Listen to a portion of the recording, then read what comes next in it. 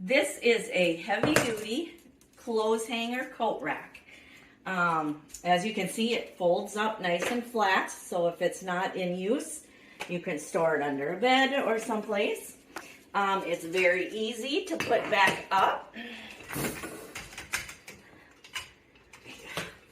Just pull up the sides, and they stay very nicely. This one goes on top. They have these push button spring loaded things that go down.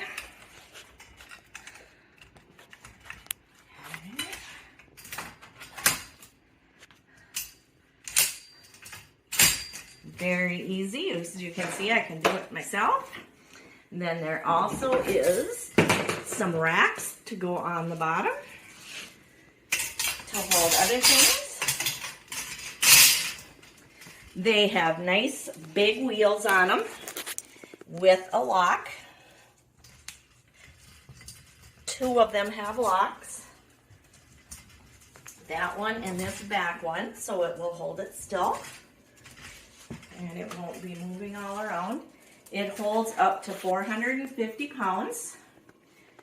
You have this to hang it on, and then if you need a little bit more space, it extends on that side.